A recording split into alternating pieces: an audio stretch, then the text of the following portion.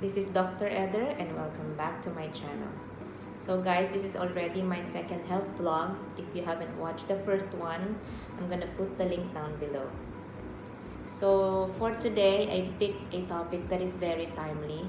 Since per month has already started, I'm gonna be discussing to you about influenza or the flu virus.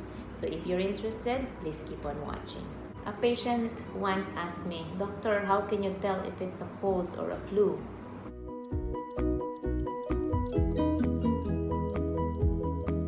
Colds and flu are both caused by different viruses, and both are airborne, meaning when an infected person sneezes or coughs, the infected droplet can fly, and when you inhale it, it can cause infection.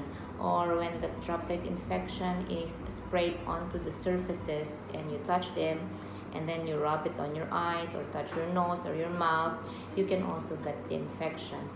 Take note that when a person sneezes or coughs, it can travel as far as 6 feet. And when they sneeze or cough on the surfaces, the virus can stay active or alive for 24 to 48 hours. And since both can infect the upper respiratory system, their symptoms are almost similar. They might present with stuffy nose or runny nose, cough, throat pain, and fever. But the symptoms of colds are usually milder.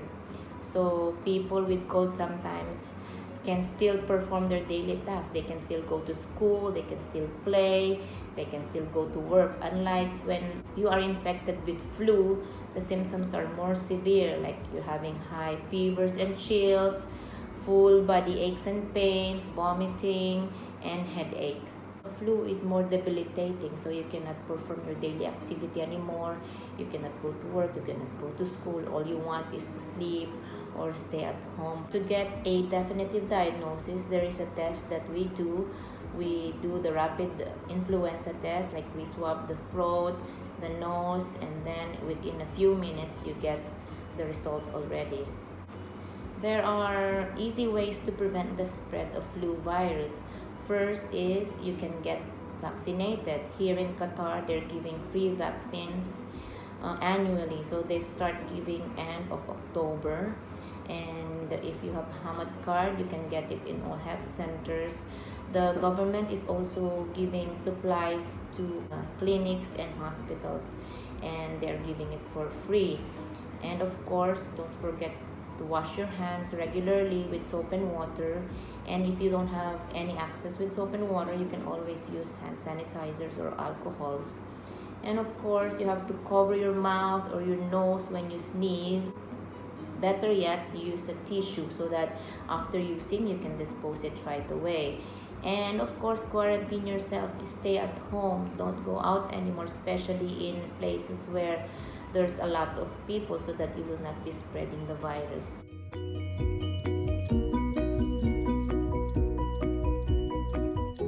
Anyone can get it from 6 months or older, especially those who are high risk of getting the infection, like pregnant women, younger kids, or older adults, those who have cancer or are ongoing cancer treatments, those with asthma, those with HIV, people who have chronic illnesses like hypertension, diabetes, kidney and liver diseases. I recommend you to go and have or get vaccinated with flu.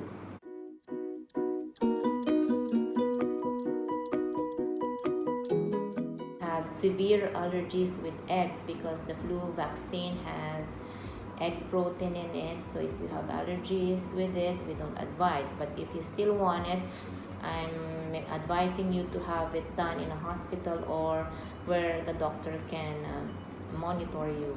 Or to those who have severe allergic reactions to previous flu vaccines.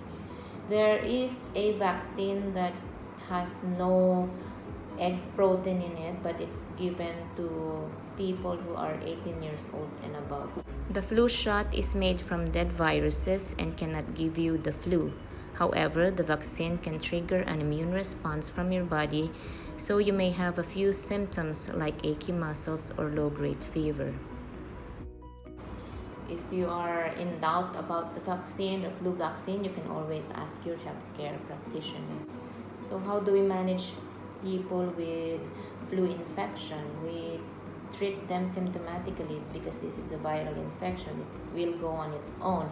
So we give medications for the fever, the congestants, you take in lots of water and rest. But those who are high risk and having severe symptoms, prescribe them with antivirus. This is to prevent complications like pneumonia, bronchitis, sinus or ear infection, and of course to prevent complications of your long-term health problems. So again, prevention is better than cure. So keep yourself healthy, eat right, exercise, and rest well so that you will have a strong immune system to fight whatever virus or diseases that may come into your system. So that's about it. Thank you so much for watching, and I'll see you in my next health vlog. Bye bye.